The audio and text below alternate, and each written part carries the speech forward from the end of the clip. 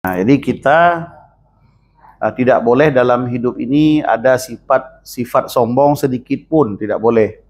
Kenapa? Karena ada hadis Rasulullah sallallahu alaihi wasallam, "Man kana fi qalbihi misqala dzarrah min kibr la yadkhulul jannah."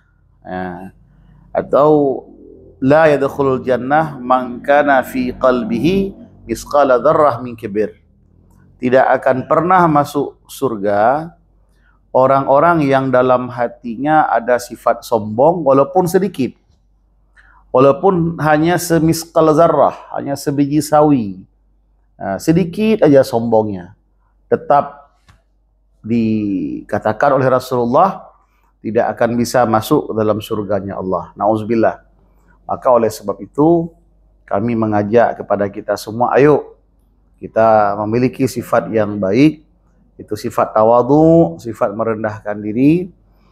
Tidak boleh kita punya sifat sombong, walaupun hanya sedikit kesombongan kita, tidak boleh. Kenapa? Karena kalau kita lihat dari sejarah Imam Hasan Al-Basri, ini akan kita angkat juga sejarah beliau sedikit. Imam Hasan Al-Basri ini adalah salah seorang tokoh tabi'in, orang yang hidup setelah masa Rasulullah sallallahu alaihi wasallam, tapi tidak berjumpa dengan Nabi.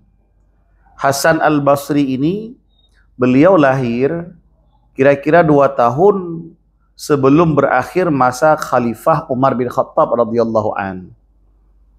Jadi beliau hidup di masa para sahabat Nabi dan berjumpa dengan banyak para sahabat Nabi. Di Imam Hasan Al-Basri ini sempat jumpa dengan banyak sahabat-sahabat Nabi dan berguru kepada mereka. Jadi gurunya Imam Hasan Al-Basri adalah para sahabat Nabi. Di orang-orang hebat, orang-orang mulia semua. Yang perlu kita ambil pelajarannya apa? Imam Hasan Al-Basri ini, beliau bukan keturunan terpandang. Bukan orang dari keluarga hebat, tidak. Beliau malah budak dulu. Imam Hasan Al-Basri ini sekali adalah budaknya Zaid bin Thabit Al-Ansari. Kemudian dimerdekakan. Dan ibunya pun budak dulu. Jadi bekas orang tawanan, bahasa kita apa namanya? Hamba sahaya. Jadi walaupun beliau terlahir dari keluarga budak, keluarga tidak terhormat, tapi kemudian beliau diangkat oleh Allah menjadi waliullah, ya, menjadi orang yang saleh, ahli ibadah, padahal beliau tidaklah dari keluarga yang terpandang. Maka oleh sebab itu tidak boleh kita menyombongkan diri dengan apapun, termasuk dengan mungkin keturunan kita, keturunan orang terpandang, keturunan orang yang mulia, tidak boleh. Karena kalau Allah mau mengangkat derajat, ya bisa saja orang yang tidak punya latar belakang kemuliaan dari segi keluarganya, tapi Allah angkat menjadi mulia. Dan banyak kita lihat orang-orang dari keluarga terpandang, akhirnya dia hina. Maka dari situ kita tidak boleh punya sifat sombong walaupun hanya sedikit. Seperti janji Nabi tadi, ya, la yadkhulul jannah man kana fi qalbihi misqala dzarrah min kibrin. Tidak masuk surga orang yang dalam hatinya ada sifat sombong walaupun sombongnya itu hanya semiskal dzarrah. Tidak boleh. Baiklah, semoga benar sabi nasihat kamu. InsyaAllah ini sebenarnya menasihati diri sendiri, dengan bahagia. Ini kami menyampaikan ini sebenarnya untuk menasihati diri sendiri. Cuman kami pakai handphone, kami pakai media TikTok, yang mudah-mudahan bisa double manfaat lah. Sebenarnya ini kami ingin menasihati diri kami sendiri agar tidak ada sifat sombong. Karena ya semua kita berpotensi punya sifat sombong. Siapapun itu. Orang yang punya kelebihan, yang merasa ada kelebihan, itu sangat berpotensi untuk punya kesombongan. Kelebihan apa? Apa saja? Kelebihan pangkat, bisa sombong. Kelebihan ilmu bisa sombong. Kelebihan harta bisa sombong. Kelebihan keturunan, kelebihan daripada orang tuanya mulia, kelebihan banyak pengikut. Jadi sesuatu yang lebih itu bisa mendatangkan kesombongan sebenarnya. Bahkan mungkin kita lebih dari segi rupa. Kita tampan, cantik dan sebagainya, itu pun bisa mendatangkan kesombongan. Maka sombong itu bukan hanya kepada mereka yang punya pangkat sebenarnya. Sombong itu bukan hanya kepada mereka yang punya jabatan, punya uang banyak, enggak. Orang-orang yang punya ilmu pun, na'udzubillah juga bisa berpotensi untuk sombong. Maka oleh sebab itu kita berlindung kepada Allah, jangan sampai kita yang ada diberikan kelebihan oleh Allah, apapun kelebihan yang Allah berikan kepada kita, jangan sampai kelebihan itu membuat kita sombong. Ini perlu kita garis bawahi. Kemudian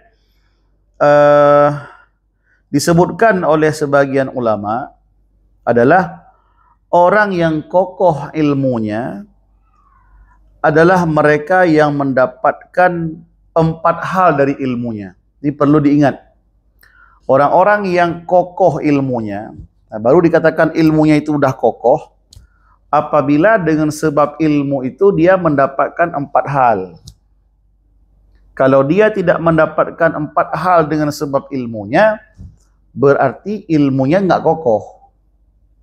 Sama macam pohon, kalau pohon itu dikatakan kokoh, berhasil, maka dia akan menghasilkan. Ada buahnya. Kalau dia tidak menghasilkan, berarti ini pohon belum kokoh. Maka orang yang berilmu, apabila ilmunya itu sudah kokoh, maka dia akan mendapatkan 4 hal. Apa yang 4 hal itu? Yang pertama, dia akan ketakwaan antara dirinya dengan Allah meningkat. Maka orang yang berilmu, buah daripada ilmu yang pertama akan meningkatkan ketakwaan kepada Allah Subhanahu wa taala. Yang kedua, akan melahirkan sifat tawadhu, sifat merendahkan diri dengan sesama hamba Allah. Yang ketiga, sifat zuhud terhadap dunia. Dia tidak loba dunia, dia tidak terpengaruh dengan kemewahan dunia. Dan yang keempat, dia selalu berperang melawan hawa nafsu. Ini 4 ya. Bagi siapapun yang Allah berikan ilmu, apabila ilmu yang Allah berikan itu kokoh pada seseorang, maka akan melahirkan 4 perkara. Pertama, akan semakin meningkat ketakwaannya kepada Allah. Yang kedua, akan semakin melahirkan sifat tawadhu, merendahkan diri dengan sesama manusia, tidak sombong, tidak dengan karena dia banyak ilmu makin sombong. Dan yang ketiga, dia akan melahirkan sifat zuhud terhadap dunia, tidak dia mencintai loba kepada dunia. Dan yang keempat, dia selalu berusaha melawan hawa nafsu. Kalau 4 ini dimiliki oleh orang yang berilmu, berarti ilmunya itu sudah kokoh. Tapi kalau tidak melahirkan 4 ini, berarti ilmunya belum kokoh. Ada orang ilmunya banyak, tapi ketakwaannya makin melemah, berarti ilmunya belum kokoh. Ada kejadian di Medan ini, saya dengar langsung ini.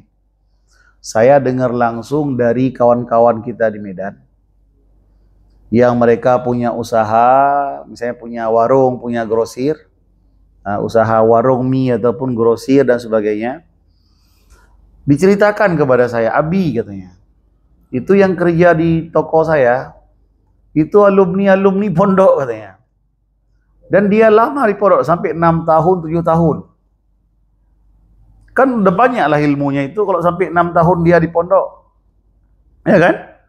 Sampai 6 tahun di pondok, apa kurang ilmunya itu?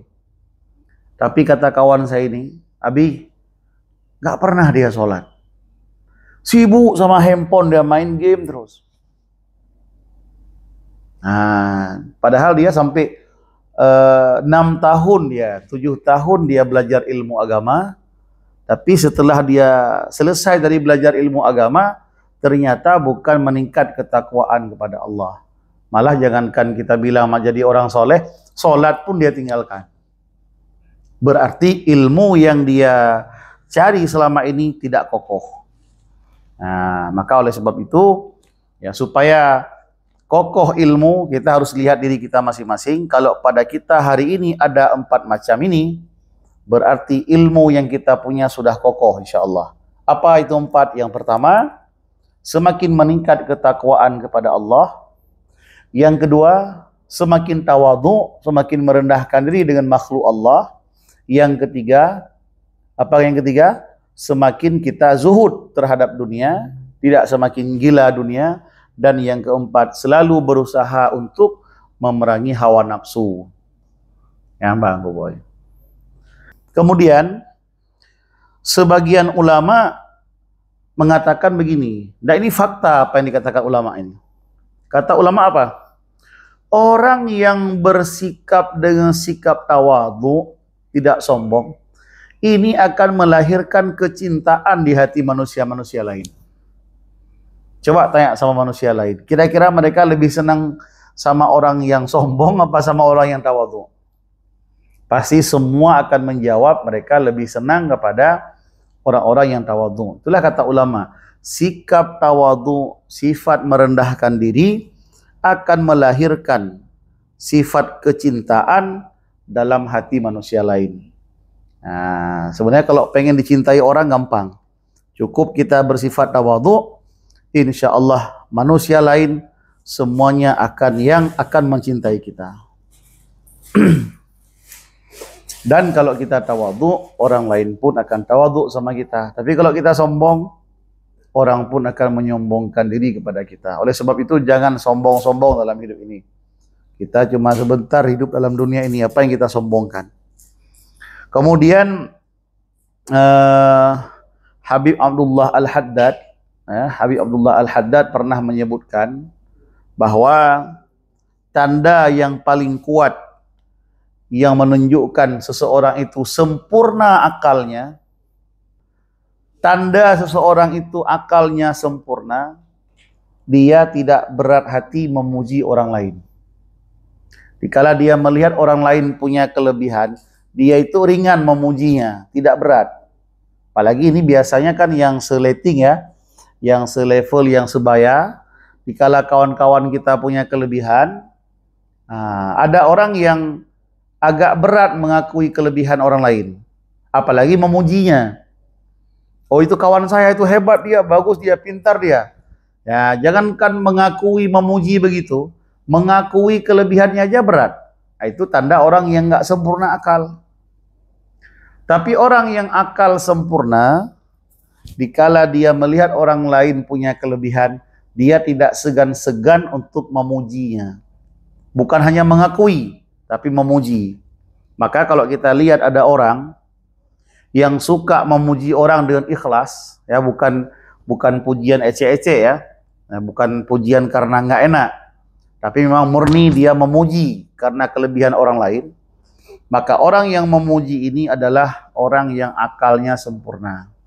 Tapi apabila kita melihat kelebihan orang lain, jangankan kita mengakui, jangankan kita memuji orang itu, kita akui saja kelebihan orang lain agak berat, maka tanda akal kita itu belum sempurna, matang belum penuh akal.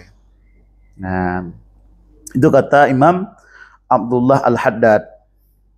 Kemudian bukti yang paling nyata bahwa seseorang itu tawadhu, ya, dia rela di posisi belakang padahal dia pantas di depan. Ini bukti nyata. Bukti seseorang itu tawadhu adalah dia siap berada di posisi belakang padahal dia pantas di depan. Ini bukti orang tawadhu. Tapi kalau orang di belakang karena memang posisinya memang layak di belakang, ini belum tentu tawadhu. Kenapa dia di belakang? Ya di depan pun dia nggak mampu, apa nggak di belakang? Jadi dua tadi yang perlu kita ingat. Pertama, kata Imam Abdullah Al-Haddad, orang yang sempurna akalnya siapa? Adalah orang yang mengakui dan memuji kelebihan orang lain. Ini orang yang akalnya sempurna. Yang kedua, orang yang yang tawadhu, mana buktinya? Orang tawadhu itu buktinya dia siap berada di posisi belakang, padahal dia pantas berada di depan. Ini juga orang yang terbukti tawadhu orangnya. Kemudian selanjutnya kata Imam Abdullah Al-Haddad, bukti yang paling kuat seseorang itu ikhlas, dia tidak peduli dikala dibenci sama orang. Jadi ada 3 poin yang perlu kita ingat nih yang disebutkan oleh Imam Abdullah Al-Haddad. Pertama, bukti seseorang itu akalnya sempurna, dia mengakui dan memuji kelebihan orang lain. Yang kedua, bukti seseorang itu tawadhu, bahwa dia siap berada di posisi belakang walaupun dia pantas di depan. Yang ketiga, orang yang ikhlas, buktinya mana? Bukti orang itu ikhlas dikala dicaci sama orang dia nggak marah. Nah, dia berbuat kebaikan, dicaci sama orang, nggak pen dia, nggak terpengaruh dia. Jadi walaupun dia dicaci, dimaki, tetap dia berbuat yang kebaikan. Kenapa? Karena kebaikan yang dia lakukan bukan mengharap pujian. Maka dikala dia dicaci, tidak berpengaruh bagi dia. Ini tanda orang itu ikhlas. Misalnya kami berdakwah ini, ada yang mencaci, ya mudah-mudahan janganlah. Aku nggak siap kami nanti kan. Seandainya nanti ada yang mencaci, ya tanda kita ikhlas, nggak terpengaruh dengan cacian itu. Tapi walaupun begitu, kami mohon janganlah dicaci kami juga. Kami manusia yang biasa, yang lemah, takut nggak siap pula nanti kami menahannya nanti. Kemudian Ibnu Mubarak pernah berkata, Ibnu Mubarak mengatakan, kita itu bersikap sombong kepada orang kaya, ya, bersikap tawadhu kepada orang fakir, itu termasuk tawadhu. Artinya apa? Dengan orang kaya kita harus sombong. Bagaimana sombong? Bukan kita membanggakan diri dengan orang kaya, enggak. Itu salah paham. Ada orang bilang dengan orang kaya kita harus sombong. Itu apa maknanya? Jangan salah paham nanti. Bukan begitu kita lihat orang kaya kita pun nanti menunjukkan. Padahal mereka kaya tapi nggak menunjukkan. Karena orang kaya belum tentu semuanya sombong. Kita di Medan ini banyak melihat orang-orang kaya yang tawadhu. Banyak kita lihat. Bahkan lebih tawadhu daripada orang-orang yang mohon maaf yang miskin. Maka dikala kita jumpa di orang kaya, kita menyombongkan diri karena alasan tadi. Alasan kalau dengan orang kaya harus sombong. Nah, itu salah. Ya, dengan orang sombong, kita balas dengan sombongan, betul. Tapi dengan orang kaya, kita nggak boleh menunjukkan kesombongan. Tapi apa juga makna harus sombong dengan orang kaya? Maknanya, kalau kita berjumpa dengan orang kaya, kita harus kelihatan mandiri. Tidak boleh semacam ada mengemis, ada mengharap pemberian, mengharap kasihan daripada orang kaya, itu nggak boleh. Maka dikala kita berjumpa dengan orang-orang kaya, kita walaupun tidak membanggakan diri di depan mereka, tapi kita harus menunjukkan sikap bahwa kita ini mandiri, nggak perlu perhatian mereka. Nah, untuk pribadi ya, tapi kalau untuk kemaslahatan umum, misalnya kita ada membuat suatu kegiatan untuk dana sosial, itu tidak masalah. Yang penting jangan untuk pribadi kita sendiri. Kemudian masalah orang-orang yang rendah hati, ya. Kemudian disebutkan oleh Urwah bin Zubair. Urwah bin Zubair menyebutkan ada beliau dulu melihat Sayyidina Umar bin Khattab, Amirul Mukminin, itu menggendong, ya, di pundaknya itu wadah air. Wadah air digendong di pundaknya, diantar langsung ke rumah orang fakir miskin. Ini siapa ini? Khalifah Umar bin Khattab, bukan orang sembarangan. Umar bin Khattab menggendong air dengan bahunya sendiri, membawa ke rumah orang-orang fakir miskin. Ditanya sama orang, kenapa nggak nyuruh sama anggota? Kan banyak karyawan. Sayyidina Umar kan banyak pengikutnya, banyak anak buahnya kalau bahasa kita sekarang. Kenapa kok malah bawa sendiri? Kok diperintahkan sama anak buah kan gampang ya. Tinggal merintah-merintah aja kan selesai. Kenapa dibawa sendiri? Apa jawaban Sayyidina Umar? Nah, ini perlu kita perhatikan. Apa jawaban beliau? Kenapa beliau melakukan dengan sendirinya? Bawa sendiri kenapa?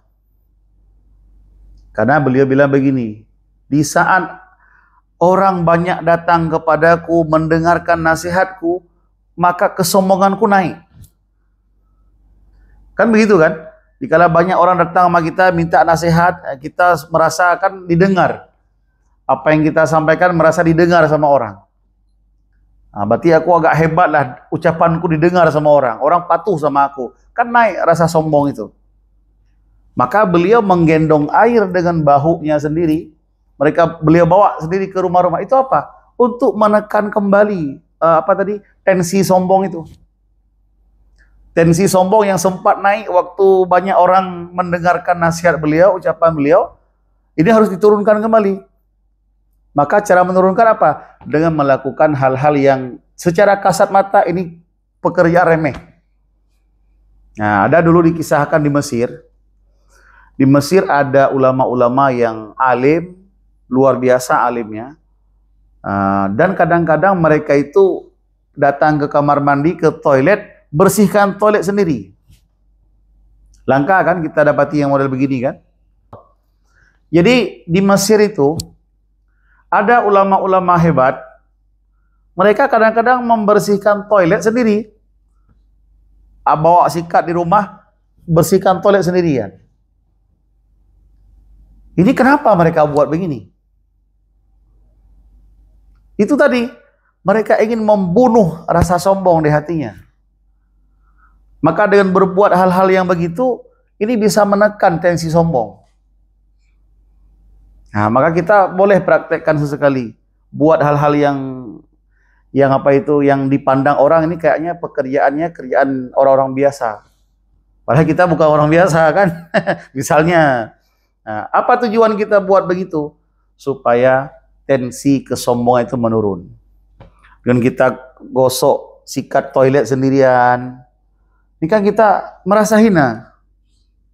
Nah, ini penting dibuat sesekali ini. Kalau bisa jangan sesekali lah, agak sering dibuat, biar nggak naik kesombongan. Nah, dan itu dibuat sama Sayyidina Umar dulu. Sayyidina Umar menggendong air dengan bahunya, dibawa ke rumah orang-orang fakir miskin. Kenapa? Beliau ingin melakukan pekerjaan yang dilakukan oleh orang biasa supaya hilang kesombongannya. Jadi sekelas Sayyidina Umar bin Khattab saja ada potensi untuk sombong, apalagi kita. Kan begitu. Sekelas Sayyidina Umar bin Khattab saja, sahabat Nabi yang dijamin masuk surga, beliau melakukan itu kenapa? Untuk menghindari sombong, karena ada potensi muncul sombong. Kalau sekelas beliau saja ada potensi sombong, apalagi kita hari ini. Jadi jangan merasa aman. Jangan merasa aman, oh saya nggak sombong kok. Jangan. Jangan merasa kita nggak terkena dengan sombong. Nggak boleh. Sekelas Sayyidina Umar bin Khattab saja ada potensi muncul kesombongan, sehingga beliau lakukan hal-hal yang kecil untuk membunuh kesombongan itu. Kemudian tadi siapa kisah Sayyidina Umar bin Khattab? Bagaimana tawaduknya beliau sehingga melakukan hal-hal yang dilakukan oleh masyarakat biasa. Kenapa beliau buat itu? Supaya tidak muncul sombong. Dan juga dilakukan oleh cucu Nabi, Sayyidina Hasan. Sayyidina Hasan bin Ali bin Abi Thalib. Jadi suatu hari Sayyidina Hasan melewati sekelompok orang-orang miskin, di mana mereka sedang duduk di pinggir jalan, dengan di depan mereka itu ya roti-roti biasalah, namanya orang pinggir jalan itu macam kalau bahasa kita macam-macam pengemis lah. Tiba-tiba disapa Sayyidina Hasan ini oleh pengemis. Mari, singgah katanya. Sayyidina Hasan walaupun beliau orang mulia, ya, cucu Nabi, tapi beliau tidak tidak memakai pakaian kemuliaannya. Beliau turun, gabung dengan orang-orang pengemis tadi, kemudian salaman dengan mereka yang pengemis tadi, lalu dipersilahkan makan oleh mereka. Ayo, wahai cucu Rasulullah, makan sama kami. Tanpa berat hati sedikit pun, beliau gabung, duduk di atas tanah, ya, duduk di atas tanah, gabung makan sama pengemis itu. Sampai selesai. Jadi tidak ada merasa, oh aku ini kan cucu Nabi, aku ini kan orang hebat. Nah, tidak ada. Nah, jadi kalau cucu Nabi saja, Masya Allah, begitu akhlaknya, bisa gabung dengan orang-orang bawahan, dengan orang-orang biasa, dengan para pengemis, bisa makan bersama pengemis di atas tanah beliau duduk. Jadi apalagi kita hari ini, yang sudah merasa hebat lah, sudah merasa kita levelnya udah di atas lah, ya, sehingga kita lihat orang-orang bawahan itu kayaknya itu nggak level, kasih nggak ada istilah kan, nggak level. Kemudian Sayyidina Faqih Muqaddam, ini seorang waliullah, itu biasa Bang Wan, beli ikan ke pajak, sama kayak Bang Wan beli ikan ke pajak, itu dibawa sendiri dengan tangannya sampai ke rumah. Beli ikan ke pajak, bawa sendiri dia ke rumah. Padahal bukan nggak punya muridnya, bukan nggak ada orang yang bantunya, banyak. Kalau beliau izinkan orang bantu, itu beliau tinggal duduk aja, tinggal duduk manis ya di rumah. Tapi beliau enggak. Beliau buat sendiri. Apa tujuannya? Itu untuk untuk menghancurkan kesombongan. Nah, maka betul yang udah Bang Wan buat itu kan, belanja sendiri ke pajak, itu untuk kita merasa rendah. Karena kalau kita di atas terus, nanti kesombongannya makin menjadi-jadi. Maka sesekali nggak ada salahnya, ya, kita ya bergabung dengan masyarakat biasa, makan bersama mereka, kita rasakan penderitaan mereka, itu sangat indah. Indah dan bisa menumbuhkan sifat tawadhu. Nah, kemudian kita melanjutkan. Sumber daripada kemaksiatan itu, ya, adalah 3. Sumber daripada kemaksiatan itu ada 3. Artinya apa namanya? Penyebab, ya. Penyebab ada timbul maksiat itu ada 3. Pertama, sombong, ya, sombong. Sombong ini kan sumbernya iblis dulu. Maka apabila ada kesombongan, itu telah ada penyebab utama sehingga tumbuh maksiat-maksiat yang lain. Itu yang pertama. Kemudian yang kedua, serakah, tamak atau loba. Ini pun sudah pernah dulu ada dilakukan oleh Nabi Adam. Walaupun kita nggak boleh bilang Nabi Adam itu serakah, tapi beliau kan sudah dilarang jangan diambil juga kan. Nah, apa penyebabnya? Ya, penyebabnya kan dipindahkan tempat dari surga. Kemudian yang ketiga yaitu dengki, dan ini sumber kemaksiatan yang pernah dilakukan oleh Qabil dulu, sehingga terjadi pembunuhan Qabil dengan Habil. Jadi ada 3 sumber kemaksiatan. Yang pertama tadi sombong, dan sombong ini dipelopori oleh iblis dulu. Bahkan tidak boleh kita ada sifat sombong. Yang kedua, tamak, rakus, loba. Dilarang jangan ambil juga. Sehingga seperti Nabi Adam dulu kan, dipindah dari surga, walaupun ada hikmahnya, walaupun kita nggak boleh kita bilang Nabi Adam ini pendosa. Kemudian yang ketiga adalah dengki. Tidak senang melihat orang lain. Ini dengki pun sumber kemaksiatan yang ini pernah dipelopori dilakukan oleh Qabil dulu, sehingga terjadi pembunuhan dengan Habil. Kemudian Hatim Al-Asam pernah berkata, ya, ini seorang waliullah juga, janganlah engkau tertipu dengan tempatmu. Jangan kita karena merasa tempat udah aman, ini kayaknya saya udah aman ini, jangan. Ya, kenapa? Karena Nabi Adam dulu tempatnya di mana? Di surga kan? Nabi Adam di surga dulu, tapi tetap juga. Maka jangan terpengaruh dengan tempat. Oh, saya kan dekat dengan ulama, saya kan dekat dengan ustadz, saya kan sering ke masjid, tempat saya udah aman ini. Jadi jangan tertipu dengan tempat, kita pikir udah aman, nggak terkena dengan sombong, tidak. Nabi Adam juga tempatnya dulu ya paling aman kan, di surga, tapi tetap nggak selamat juga. Ya, jadi jangan tertipu dengan tempat. Kemudian jangan tertipu dengan sudah banyaknya ibadah. Kita udah banyak ibadah, tarawih dari malam pertama sampai malam ini nggak ada yang bolong, sholat jamaah terus, ya, ibadah pokoknya nggak pernah tinggal. Jangan merasa aman. Walaupun kita sudah banyak ibadah, jangan pernah kita merasa sudah aman. Kenapa? Iblis lebih banyak lagi ibadahnya dulu. Iblis itu paling banyak ibadahnya dulu, nggak aman juga.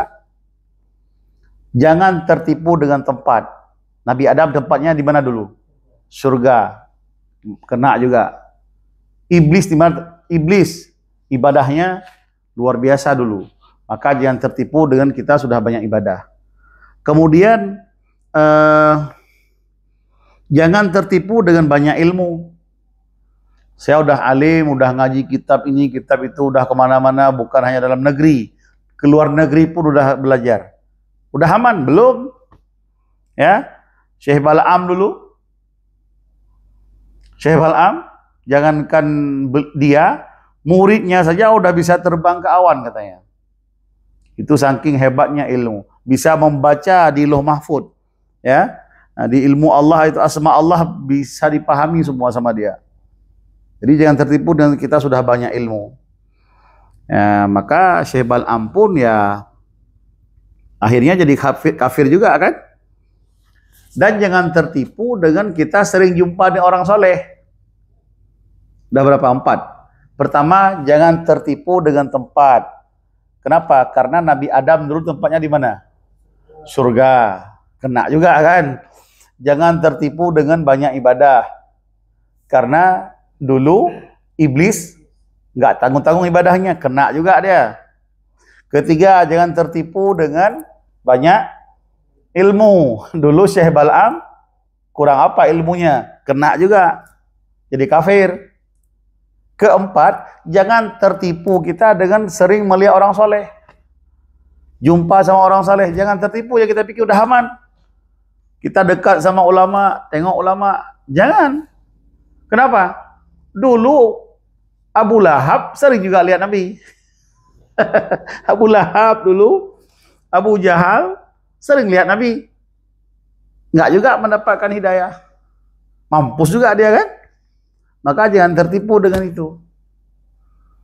Kita harus selalu merasa khauf, ya, merasa khawatir, takut-takut nanti ya kita ini bisa na'udzubillah lah.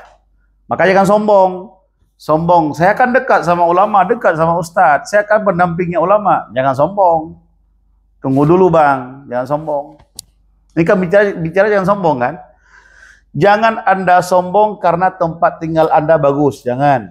Nabi Adam tinggalnya di mana? Surga. Jangan sombong dengan Anda banyak ibadah. Anda rajin sholat malam, Anda rajin puasa, jangan sombong.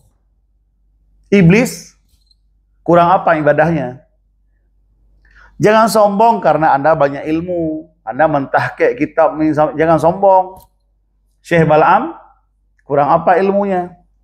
Dan jangan sombong dengan Anda sering dekat dengan ulama, sering melihat ulama.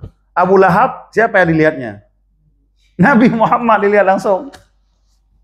Maka jangan tertipu dengan itu. Nah, itulah yang disebutkan di awal tadi, kesombongan itu bisa menimpa siapa saja. Maka kita harus berhati-hati banyak-banyak berdoa. Ya. Ya. Dan tidak boleh seseorang itu berprasangka bahwa dirinya lah yang paling baik. Orang lain, nggak beres lah. Orang lain mana sholat pun jarang, ke masjid pun malas. Ini merasa kita lah yang baik. Itu nggak boleh. Itu juga bagian sombong itu. Ya, kenapa? Karena seseorang itu dilihat di finalnya nanti. Bukan sekarang dilihatnya di final. Ada orang-orang yang baik hari ini, tapi karena Allah mentakdirkan sebaliknya, akhir-akhirnya dia berubah kan? Sehingga ada istilah mantan ustadz dengan mantan preman. Nah, baik mana mantan ustadz atau mantan preman? Mantan preman, jadi ustadz. Baik mana mati di masjid apa mati di hotel? Mati? Pemirsa, saya mau tanya dulu ini sebentar ini, sebagai iklan aja ini ya. Baik mana meninggal di masjid apa meninggal di hotel? Nah? Masjid. Orang yang meninggal di masjid itu, dia meninggal dipukul sama warga karena nyolong celeng masjid. Yang meninggal di hotel, dia selesai dakwah di hotel. Baik mana? Baik mana? Maka jangan pula terpengaruh dengan tempat. Ya, belum tentu ya semat dengan meninggal di masjid udah baik terus, enggak. Belum tentu. Lihat dulu orangnya siapa, sebab meninggalnya apa. Jadi tidak boleh kita melihat diri kita dengan kesombongan, merasa kita ini sudah banyak ibadah, sudah banyak melakukan kebaikan. Tidak boleh. Dulu bagaimana orang melihat Sayyidina Umar bin Khattab waktu Sayyidina Umar belum masuk Islam? Pasti banyak dulu orang memandang Sayyidina Umar dengan bejat. Ini bejat lah, macam lah. Ya kan? Kan begitu kan Sayyidina Umar dulu kan? Kezalimannya nggak tanggung-tanggung itu. Bagaimana orang memandang? Tapi bagaimana Allah mentakdirkan?